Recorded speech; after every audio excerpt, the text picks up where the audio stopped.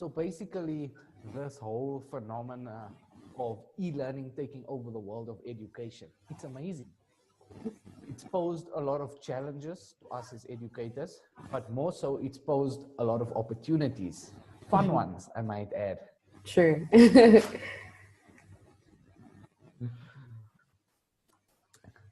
So basically, I'm going to introduce you to this concept called gamification. Let me share screen.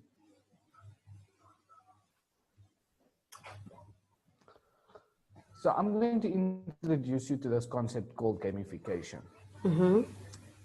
Now, gamification allows you to add elements of a game into our normal learning environment. And the nice thing about gamification is that it focuses on the human experience, the human interaction. So the emphasis on gamification is the human-based element, the human-based interaction element. So I'm going to get to some examples in a while, but basically some of the benefits of gamification is that one, it enhances the learning experience, the overall learning experience by making it enjoyable. As we know, our learners love to learn when it's fun, correct? Yes, so they love having fun, and this is the basis of gamification. And if we look at the first rule of education or good teaching, it's interest. It's to gauge the learner's interest. And this is exactly what gamification affords to us as educators. So it provides that it catches the interest, it's captivating, and it provides, as you can see, a better learning experience. It mediates or changes the learning environment. It can be applied to almost all types of learning needs. And very importantly, it changes the behavior of learners, the way they see, the way they perceive, the disposition, the attitude in learning. And basically from research, we understand that when learners are interested, they ultimately have a better outcome on their learning performance. And it's not only being taken over in the world of education. Although, yes, we can see that 80% of learners would be more productive. But also in the corporate world, gamification has gained a lot of momentum. I mean, I was shocked to see the statistic that 61% of CEOs and CFOs and senior executives take daily game breaks at work. Right, it's crazy. It's crazy. Find the time? No, for sure. Yeah, right. And it just gains so much momentum. And gamification, as you can see, these are some of the elements. Gamification, it allows instant feedback, which I think a lot of educators struggle with, overburdened marking and so forth. And instant feedback, we all know the benefits of promoting metacognitive reflection and so forth in terms of our learning. And there's a wide range of gamified elements that one could add to your learning design, which I will show to you in a little bit. All right. And that is something like you can use badges. You can use badges, you can use points, different types of levels, challenges, leaderboards, that type of thing. And one aspect that I like about the gamification is that you can see there's a sense of autonomy in the learning design, because you can simply ask your learners, what do you want to learn today? And let them choose one of 3 or one of 4 tasks that ultimately come towards similar outcomes or the same type of outcomes, achieving the outcomes through an ill-defined curriculum that we are much need of. Right. So some of these things might pose complexities and technological implications for us as educators.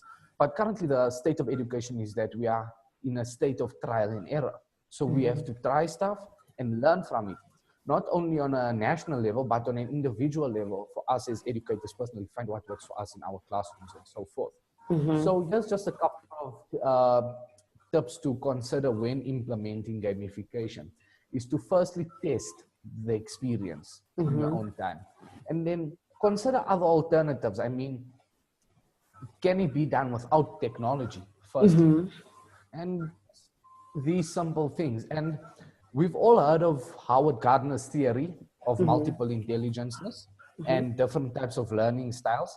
And now gamification presents us with a very interesting dynamic based on that type of theory, stating that there are also different types of learners with different types of learning styles, such as those who are acting players, interacting in world. And this also gives us an insight into how to design our games. Or here's another version of it: the enjoyer, the farmer, the self-seeker, the networker.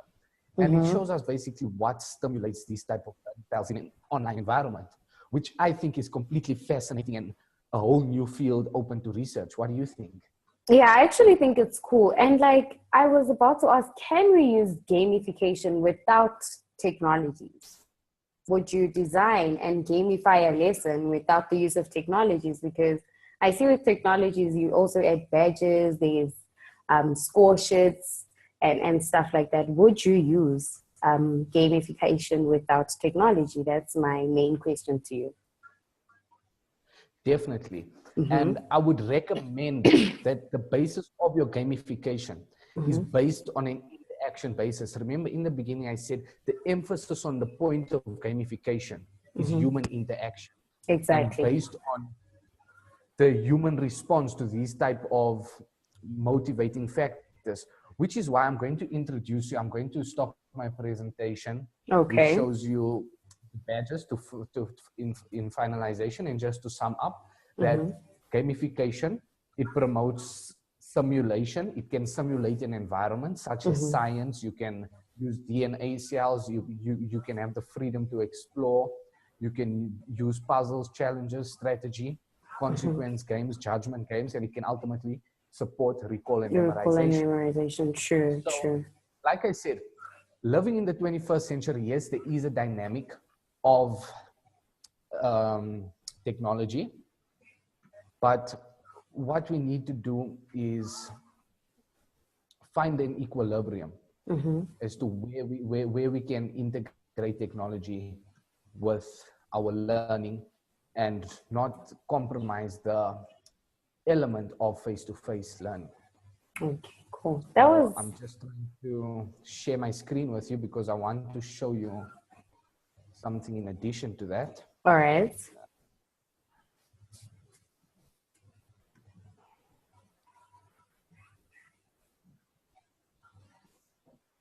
Can you see my screen at the moment? I'm still seeing the previous slide, you know, the simulation games, exploration games. That's yeah. fine. I'm just trying to get to that. Okay, there we go.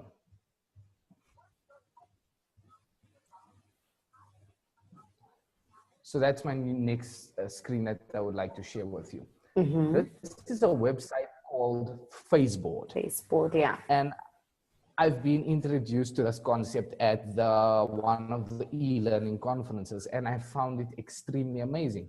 Now, Faceboard, it looks at different types of learning, and the one I'd like to draw your attention to is gamification. Gamification, Now, yes. if you look at the Faceboard, yeah, I've got a little, how would we call it, quack. Yeah, I can see that. Blue. Blue, B-L-U-E. And then you can see, if you open it up, it would ask you, what would you like to do? Would you like a mystery? Would you like a choice? Would you like a jolt? Would you like to explain? And you've ultimately got a choice on which type of activity you would like to follow. And I find that quite interesting because they do also have something like this that you throw. It's like a ball that you throw, and you interact in a physical space as well as an online environment. And it's also ill-defined, where you get to choose your own learning path for that matter. And I find this is really one of the amazing tools. And as you can see, there are also different types of progression in terms of your leaderboards, your certificates, your badges, and so forth. And it also enables you to collaborate with others. So I find this a really amazing tool for gamification. It's quite amazing. I really like it. I should play around with it. I didn't know about it, but yeah, I'll play around with it. Lovely. All right. So what can you tell me based on what I've told you about gamification, which is adding gamified elements to the learning situation, which I'll show you how I do that in a little while. But in the meantime, I'd like to ask you, how does this differ or contrast to the concept of game-based learning?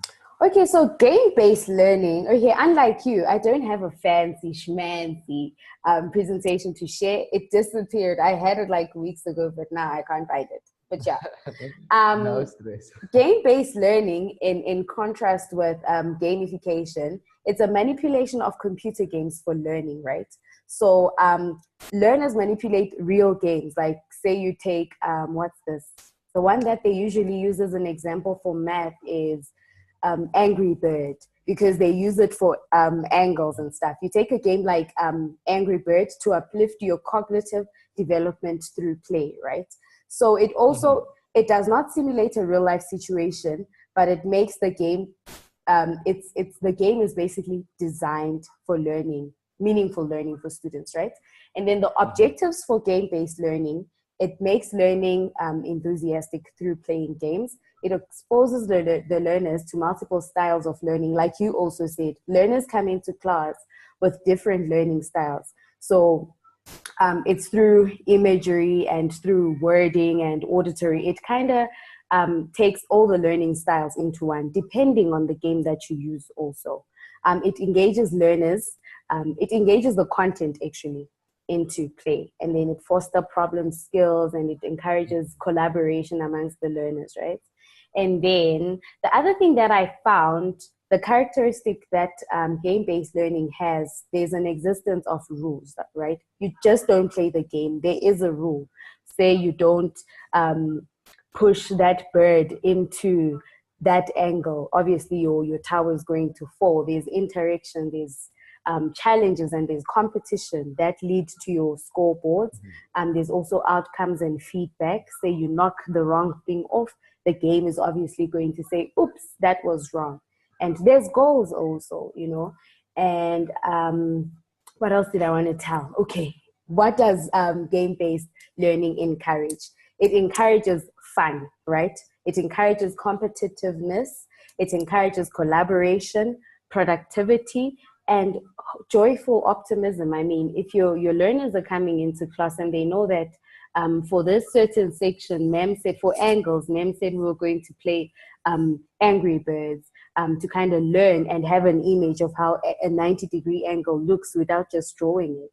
The learners become very excited and they optimistic about coming to class.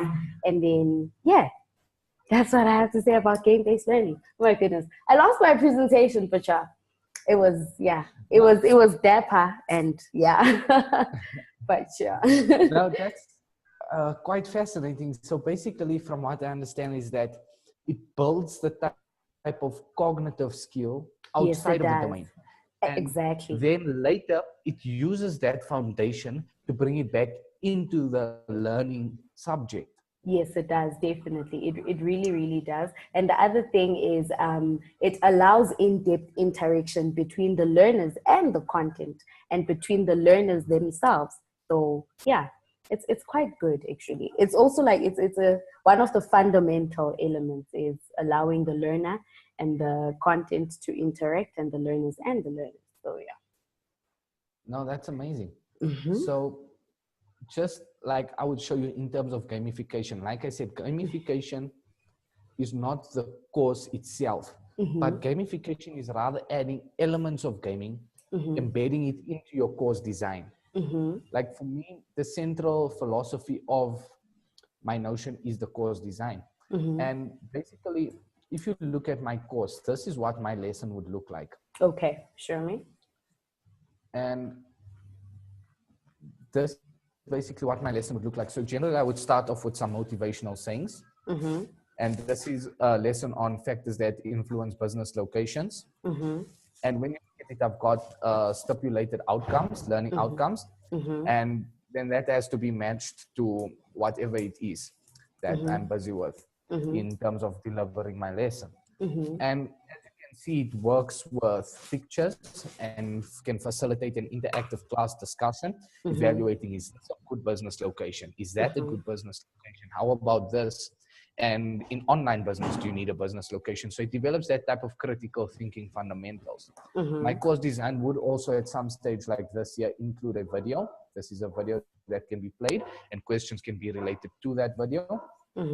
And one thing I would like to draw your attention to is, if I ask you the characteristics, it's infrastructure, electricity, environmental factors, the availability, the target market, government regulations, taxes, crime, pollution, that are the factors to think about when choosing a business location. So if I ask you very quickly off the top of your head, can you name them out of the top of your head?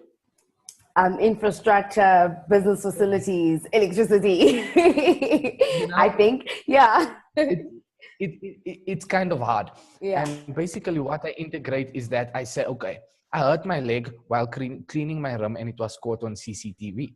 That's quite easy to remember. You agree? Exactly. It's like a mnemonic. Yeah. Mnemonic. Correct. And yes. then I would then take that and say L is equal to labor, E is equal to environment, and G is equal to government regulations, and so forth. And that's how we tie it all together.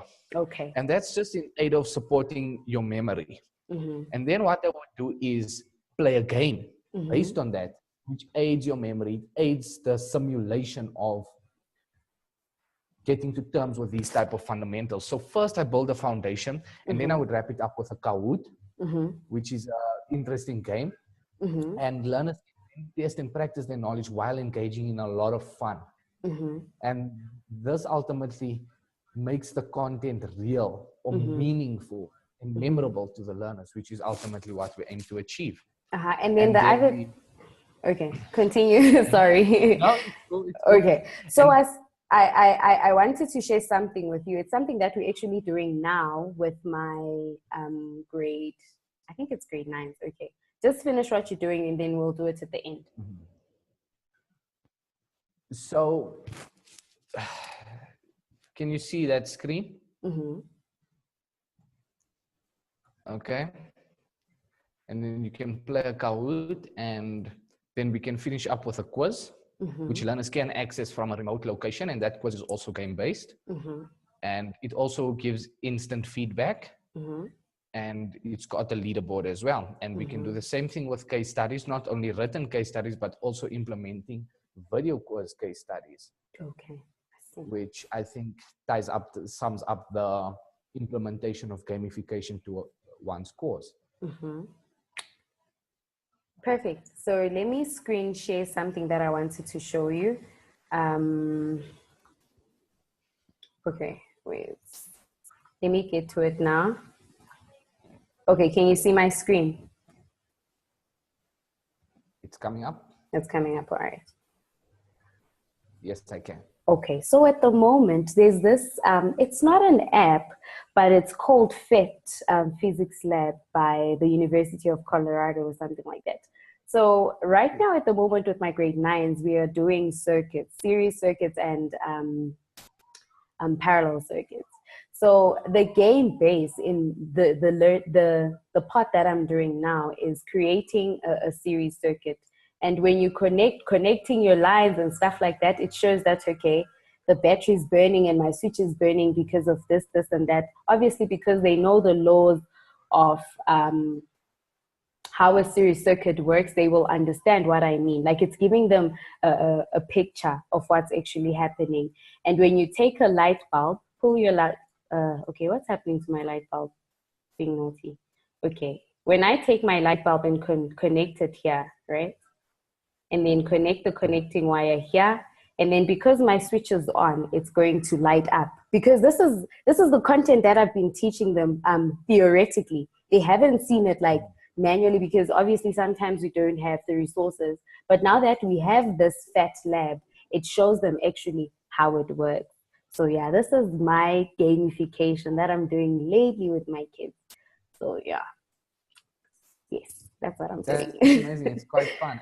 And I think especially in terms of bridging the distance gap. Exactly. When kids don't have access to resources, they can go home and play on the smart devices if they've got access to such, and practice such concepts over and over and over. And exactly. Which transforms your teaching learning day from 6 hours to a 24-hour learning day. Exactly. And I don't need to be there. Like, okay, I was there in class to explain the work and they wrote down the notes. But with the FAT lab, they actually seeing it and they putting what we learned in the theory into practice. So it's quite good. But the disadvantage of my FAT lab is that it needs Java. So if you don't have Java on your laptop or whatever, it won't really work. But yeah, it's a great tool. Lovely. And I think it was really nice sharing with you. Just in closing, I'd like to share something with you. This is Minecraft. I'm sure you're aware of Minecraft. Yes. It's a simulation tool which you can simulate just about every type of scenario. You can create your own virtual reality. And this is Expand Global. They've also got a lot of tips for learning technology, especially in the workplace. And they enable you to design your own courses and also include virtual reality simulations, which is a new emerging trend we should look at. And this Teachers with Apps shows us 100 great sites on gamification. So this is a great resource tool for, I think, just about any educator. And yeah, basically this gives us access to a lot of different types of gamification, which works on customer service skills and telephone etiquette. And you can just find just about anything, gamification, which builds concentration and all these type of things. And I think that's some really resources. It's amazing. And I think for our submission, we should actually put the links down so that we share with the whole class. I mean, this would be something so good to share. So yeah, it's been amazing. It's been real, man. No, for sure. Thank you so much. It's a pleasure, buddy. Have a great day.